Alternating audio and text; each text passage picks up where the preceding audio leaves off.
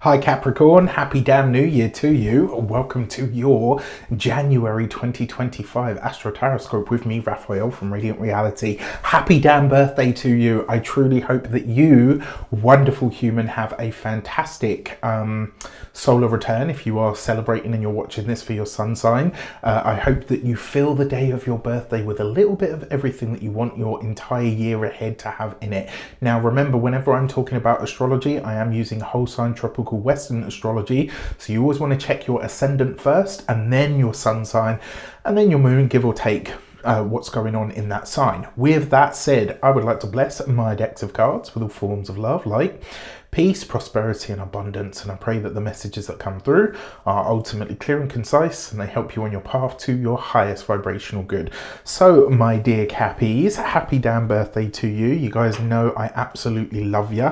I've got two Capricorn sisters as well, so very proud of that fact, and I can leave the sun where it is now because the sun actually is in your sign. So although this transit that I'm going to talk about first, if you're watching this on the day that it comes out, it's already starting to separate. However, it's worth mentioning because this is just the second pass of 3 that we're going to have in these respective signs, and that is, I'm going to talk about the opposition between Mars and Pluto. So this for you is happening in your financial axis across your 2nd and 8th houses.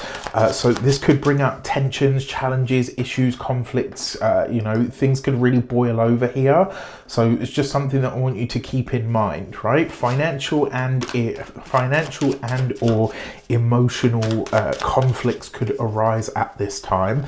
You've got Pluto in the 2nd. Now, Pluto coming into the 2nd house, I had a lot of people like, Raph, this is going to ruin my finances. What am I going to do? It's going to ruin my life. Did you know that the word Pluto gave birth to the word plusis, and in Greek we use the word plusius, which means actually rich or wealthy. Pluto is not adverse to giving wealth, but Pluto cares about what you care about. So if you're out here saying like, oh yeah, you know, I want to be a multi-millionaire just because I want to get my hair extensions and all the rest of it, like that's not gonna cut it, baby. Okay, like what do you want? What's at the basis of what you require that wealth for? That's what Pluto cares about, your true motivations, right? And the truth of the matter is, a lot of the time, people don't really want to be wealthy. What they want is to break out of a situation that they don't like. So when you speak to a lot of people and they're like, yeah, well, you know, if I was rich or if I was wealthy, I wouldn't have to work. And then when you speak to them a little bit more, you find out that they absolutely hate their job because they feel like they're being taken advantage of, or they've got a boss that's a complete arsehole, right? For most of the time for Capricorns, that really doesn't work because Capricorns hate a bad work ethic, right? Like they really, really do. So it could be that, right? And so what is then the prime motivator behind that desire for wealth? It's actually freedom, right? Or it's I really want to be my own boss, or you know, let's say I want to be able to get any healthcare that I can, or any healthcare that I desire. Okay, so actually what I'm hearing is that what you really want is optimum health. The reason I say this is because Pluto is about pulling from the depths into, you know, you guys should know this by now. You've had Pluto transit. You've just done the last 14-year stretch of Pluto moving through your sign, where it literally brought you to your knees. It pulled away and pulled apart everything that wasn't you, and it revealed who you truly are and what it is that you truly want. It's trying to do the same thing now in your finance sector. So what do you want when it comes to your wealth, right? And be honest about it. It's okay to say, like, you know, I gave a really, it was really, you know, not a very kind way to say it. We're here to have a material experience. There's nothing wrong with wanting to be wealthy or to have aspirational wealth, etc. However, if it's just for surface level things, Pluto isn't going to grant that. It wants to know, why do you care? Why is this important to you? And the second house isn't just about money. The second house is about your values. So Pluto in the second, what do you value? And more importantly, why? What do you want when it comes to wealth? And what are you prepared to embark on, or to adapt, or to change, or to become in order to have that wealth? Mars in the 8th house then might have seen you getting really proactive and very serious about your joint finances and resources. Maybe you've ended contracts and ties around finances. Maybe you've taken this time to really, sever any financial commitments that you've had, to pay off debts, to get really serious about how you're using your money, about what you're tied to financially. Now remember, it's going to retrograde back into the sign of Cancer very shortly. But here, the tension might feel really intense, and it's possible that you could be having hard conversations around money and finances with a significant other. A creative or a spiritual outlet might really help you here, especially because... so that Pluto energy for you, where are you, Scorpio? It rules your 11th house. So maybe it's asking you, like, because the 11th house is the gains from your business or your career. So it's like, okay, do you care about yourself enough to ask for a raise?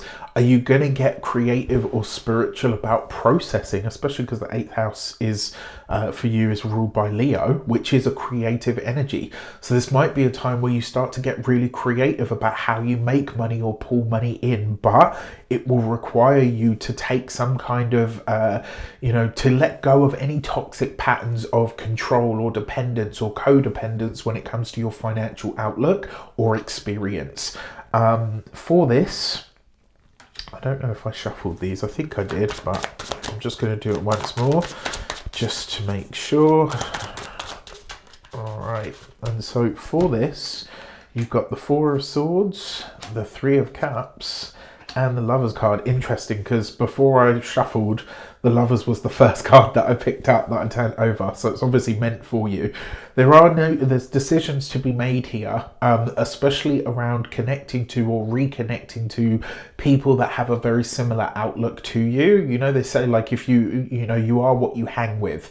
So this looks to me like you're being encouraged to spend time around people who have got their proverbial financial ish together. I mean, you guys are Capricorn, so you tend to be pretty decent with this kind of thing.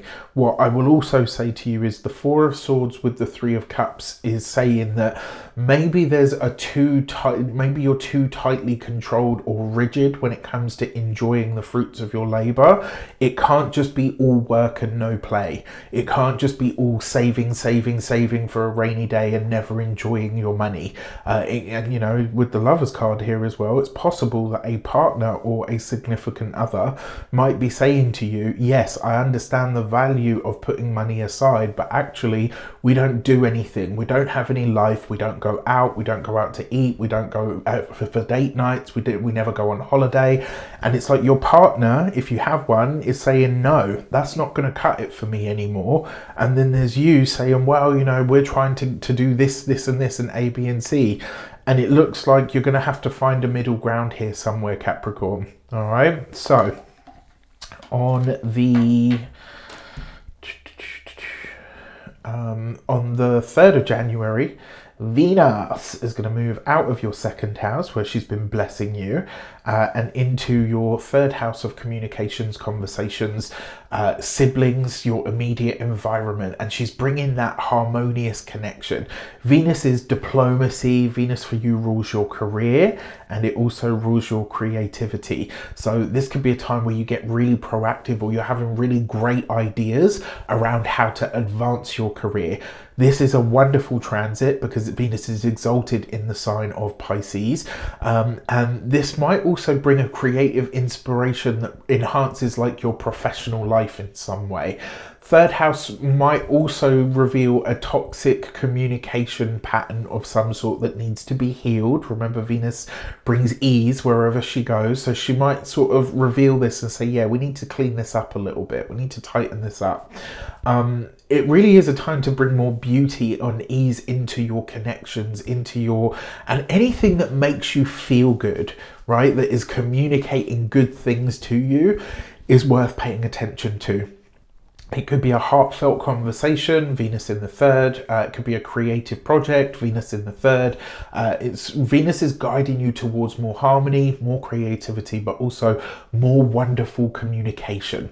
Now, that being said, remember, Venus is going to go retrograde. So whatever you're sort of experiencing here, pay attention to the second half of the month, because that's where you're likely to be getting the heads up around what is going on in that Venusian area, in that Pisces area. Now, for this, you've got the King of Wands. This is you sort of demonstrating why you are that person, right? You've got this with the Knight of Pentacles, okay, and you've got this with the Ten of Pentacles. Set your sights and your visions, right? Capricorn, we already know. Hard work, focus, discipline. You eat this shit for breakfast, right? That is you. We know that you are the masters of delayed gratification. We also know that you're very smart, very intelligent, very powerful sign. That King of Wands is asking you to celebrate what makes you great. This is about highlighting your skills to the boss. This is about speaking about your wins and your achievements. It's about acknowledging what you've done well. This is about taking the edge off of that self-deprecation and saying, actually, you know what? I did that really well. And actually, you know what? I've met this goal and this task head on and I've absolutely smashed it. It's about celebrating your small wins as well as your larger ones. And there's also a message here of or around some kind of inheritance, potentially some kind of financial or material legacy that's been left to, or, you know, supportive to you in some way. It could also be as well, because the third house is contracts. I wouldn't be surprised if new responsibilities come in through work that end up being very lucrative for you. So love that. Now for your on the 6th of the month, Mars is going to retrograde back into the sign of Cancer. Before we get into that, if you haven't got yours yet, your 2025 AstroTarot scopes are up and out there for your purchasing pleasure. You can get those on the link in the description box below. That being said, I'm not doing any Zoom sessions or any one-to-one sessions now until April. I'm working on some other big things behind the scenes, so stay tuned. And the reason I'm talking about that is because on the 8th of January, I will be releasing a certain amount of slots where you will be able to have a Zoom session with me. It's 2.5 to 3 hours. You're going to spend that time with me. We're going to go through month by month. We're going to plan your year with your correspondences. Trust me, I'm really excited about this one. I do this for myself. I do this for my friends and family every year. Some of them beg me to. Some of them say, no, please, not more, no more. Right? And I'm opening up a very small amount of slots so that I can really deliver A-game stuff to you guys. As if that wasn't enough, on the at the end of the month, I'll be releasing the slots for my Work With Me for 3 months coaching program. So stay tuned for that if you are interested. All right. Now on the 6th, Mars comes back into the sign of Cancer in your 7th house of partnerships, collaborations, interactions on that one-to-one level. And remember, this is personal, professional, or platonic, sometimes familial. It's bringing unresolved tensions or conflicts or issues in your relationships to the forefront, right? You'll have to deal with these. Mars rules your 11th, and it also rules your 4th. What you want for your life, or you envision for your future, is being checked by your home life and or your relationship in some way. Be mindful of how you assert yourself in these dynamics at the moment, because it's like although you're communicating your needs clearly, maybe you're holding on to too much anger and resentment for it not to come across as like a bit much or a bit in your face. It's an excellent time for you to reflect on your partnerships, to let go of any toxic or sort of challenging issues around those. Declutter your emotional space and set new boundaries to help you navigate this, right? Because the fourth house, although it is your home, family, property, living situation, etc., it's also your deep emotional outlook. And when this is compromised, Mars in the sign of its fall in Cancer whilst retrograde, it's challenged here, right? There's no getting around it. And I'm, to be honest with you, I'm not going to say this for many more videos, but I am sort of starting to extract myself from a lot of the other astrological ways of thinking, because I'm starting to get really pissed off with people that are gaslighting that are gaslighting people. And what I mean by this, I'm going on a Raffi rant, here we go. What I mean by this is, I remember not too long ago, I attended a webinar. I'm not going to say who it was with. A lot of the information was really good. This person's a very good astrologer. But one of the things that they talked about was like, I said, well, you know, the moon isn't necessarily very happy in Capricorn. And I had about 3 or 4 people were like, oh, well, you can't say that. And it's like, get the fuck over it, right? I'm not going to sit here and tell you that Mars retrograde in the sign of Cancer is happy, sunshine and fucking rainbows. If you can't handle, and you know, anybody that's been with me long enough doesn't really need to listen to this Raffi rant, although I'm sure they're quite entertaining for you, right? The same way a lot of people say like, oh, you shouldn't predict death with tarot readings and all the rest of it. I know what I'm doing, right? And I don't say that like in an egotistical sense. I've been doing this long enough to know what I see in my cards. When you're talking about Mars, a known malefic planet, which has challenges in the sign of Cancer, which is known as its sign of fall, and it's retrograde, which out of all of the planets, Mars most hates to go retrograde, I'm not going to sit here and tell you or gloss over that fact. And it really fucks me off when I see people in the astrological world saying, oh, well, you can't say that because, you know, we don't want to scare people. Okay, so if they then go on to have a really, really hard transit through this, they're going to come back to you, or possibly not come back at all, because they're going to think, well, you know, that astrologer told me that this, you know, it was all going to be fine. That's not helping anybody, right? We don't help people by glossing over the fact that something can actually be very difficult. We also don't want to scare people and upset them, right? So if you've been with me long enough, you know I always find a way to say what I need to say. But this is a sucky transit, right? There's no getting around that fact. So if you need someone to tell you, you know, to stroke your ego and tell you, oh, it's all going to be wonderful and all the rest of it, this ain't the channel for you, baby. All right, I'm just going to tell you that straight up. Raffi rant over. So, your cards for this transit are the 8 of Pentacles. So there's work to do here, right, with the 7 of Pentacles, about where maybe you lie to yourself or where you bite your tongue in situations that you really don't want to anymore. And then you've got the 10 of Wands. It's time for you to unburden yourself with what you need to say, Capricorn, but you have to find a way to be diplomatic or tactful with this. And a Mars retrograde in Cancer isn't that, because you're feeling this very viscerally. You might even feel very vulnerable or very put upon in your relationship at this time, and yet you're being invited to take action, Mars, in your relationships, the 7th house, in a way that is emotional, Cancer, right? And because Mars rules your 11th house, this is about your future, and because it rules your 4th house, your emotions are going to be charged around this, and it may also be that your history or your heritage or your upbringing, the 4th house, Aries in the 4th house, is impacting that, right? Hopefully this is all making sense for some of you. And the final transit that we want to talk about, so the North Node will move into the sign of Pisces in your 3rd house. The South Node will move into the sign of Virgo in your 9th house. Now, I haven't got a South Node because I hoovered it up. And I looked in the hoover bag for as long as I could and I couldn't find the damn thing. Gutted. Now, when the nodes move into the 3rd and the 9th, and they move into this is a travel axis and an educational axis. These are mind houses that expand the mind in some way. Third house is local environment, ninth house is international environment. When the eclipses start bouncing back and forth through our third and ninth, this, just as much as the fourth and the 10th house, can actually trigger a move or a change of location. Now, the nodal shift into these houses is about learning, exploration, communication.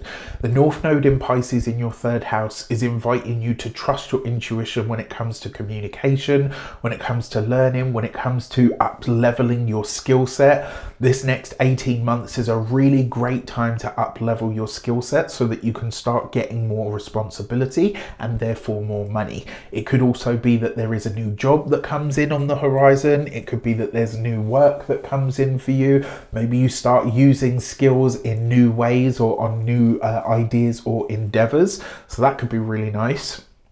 It's also sales. The third house is sales and commercial activities. So this could be a really big time for you to start doing some kind of e-commerce as well. Trust yourself with this and trust the transit, right? The third house, Pisces, and you've got a lot of energy, a big cluster of energy in the sign at this point. So a lot going on, straight out of the gate of this nodal shift. Now, on the opposite side of it, and remember the North Node is what we get that healthy obsession. We feel pulled and called and compelled to explore and to unfold the energies in that space. Whereas in the ninth house, this is, let me put that upside down, the South Node. This is what we are repelling, what we're letting go of, what we're phasing out, what we're releasing, what we're moving away from. So the South Node in the ninth house is asking you to release outdated beliefs, to let go of or anything and everything actually. Sorry, bear with me just a second. I just wanna...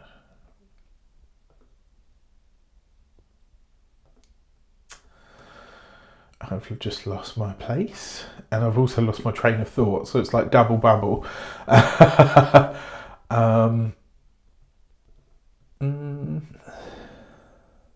Yes, sorry. So the South Node in the ninth house, it's asking you to release, or over this next 18 months, you're going to start to shift your perspective on what you believe. You're going to start to shift your perspective on what's actually important to you. Maybe you start to let go of what you're thinking about sharing with the world, right? So this could be that maybe you're getting rid of your social media.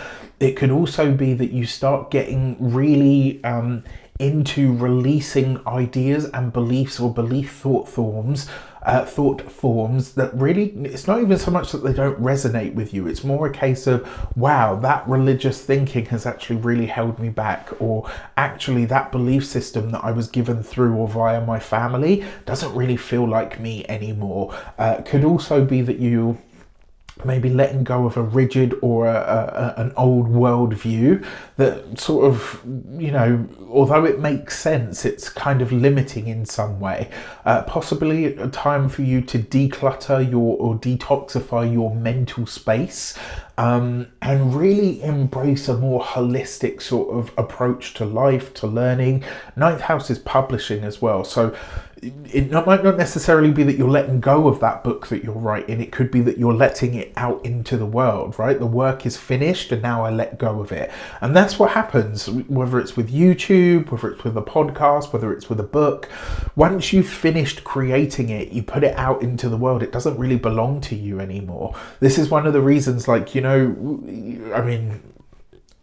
I'm guilty of this as well. I don't do it so much anymore. It's very rare that I get into it in the comments with someone. In the early days though, I used to be like, yeah, let's go for it. Like Raph out here slogging it out in the comments. I don't do it anymore. Because I don't need to. And because I understand that once I put the work out there, it doesn't really belong to me anymore. Okay, so for this, you've got the Four of Wands, reasons to celebrate, with the Queen of Wands, love that, and the Hermit card. So not only are there reasons for you to celebrate here, but there's also an older benefactor, coach, mentor, guru that's coming in to either help or support you in some way. And it may only be that this person comes into your life to show you that you actually don't need a coach, a mentor, or a guru. Very interesting, you know, sounds counterintuitive in a way. I love this for investors though, for people that come in that really are interested in investing in you as a person or supporting your work in some way. So let's get into your lunations. On the 13th of the month, we've got a full moon in the sign of Cancer, conjunct Mars, retrograde, sextile to Uranus, and trine to the North Node and Neptune in the sign of Pisces. This full moon is packing a punch. It's in your 7th house of relationships. It's bringing culmination and completion to partnerships, but it's also bringing healing there, right? It's a chance for you to let go of something. That conjunction to Mars might stir up like any frustrations, or because remember, it's a full moon, right? Our energy, our emotions are a lot closer to the surface at this time.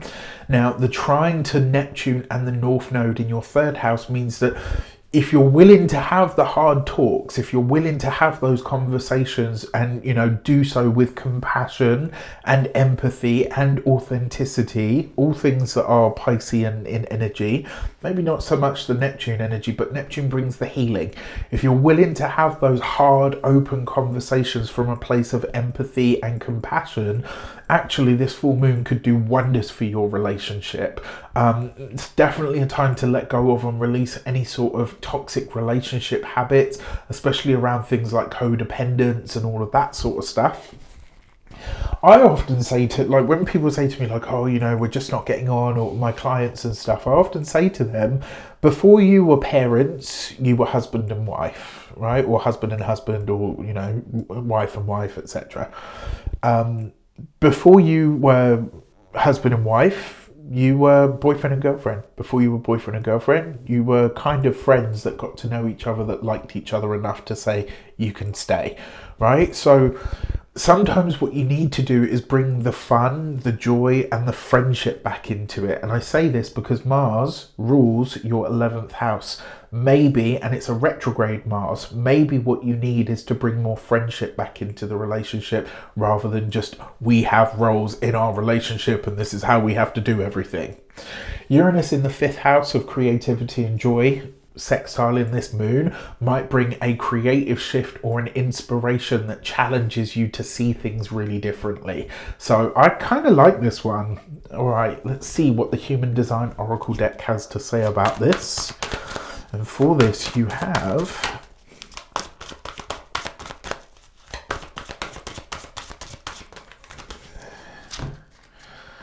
oh, nice. All right, so you've got the gate 55 and abundance. Remember, your 7th house of partnerships and connections and collaborations is also personal, professional, and platonic. And it's also the house of contracts and commitments. You could be signing a contract or a commitment at this time, or maybe deciding to release one because you understand what you need in the way of abundance. And the message behind this card is, when you trust that the universe has your back, it reveals to you how to get what you truly want and desire. And then on the 29th of the month, we've got a new moon in the sign of Aquarius in your 2nd house of money, finances, resources. New moon is a time to set intentions, to start over, to plant fresh seeds. This new moon is in a wonderful trine with Gemini in your 6th house. So what I like about this is it could be a time where you start to understand, right, this is what I want, this is what my intentions are. And it might be really quick that the opportunities to cultivate the habits and practices that you're going to need in order for that to unfold or to happen, find you, right? And because there's a connection to the part of fortune here, there could be things like a raise, a new income, maybe even a better job, because the 6th house is about work and things. And that part of fortune energy, it's like blessings related to your resources or to your work or to both could be coming in at this time or as a result of it. Maybe you receive some kind of unexpected financial support, maybe some kind of land or lucrative deal goes through, or, you know, certainly is presented to you at this time. I personally, I feel like this new moon is quite a nice one. For this, you've got the gate 1 and create, and the message behind this is to emulate what the universe does, emulate what God does, right? You can't be God, you can't best God, but you can definitely be as much in the image of that as possible, and that is to create. Right? If you have an idea of something that you want to create at this time, that's probably the universe giving you a little nudge to say the money that you're hoping for, the blessings that you're looking to receive in your life, they lie in that direction. All right. With that said, I wish you an abundance of all of that good stuff. Have a fantastic week. Let me know, month, have a fantastic month. Let me know in the comments how it shapes up. And again, happy damn birthday to you.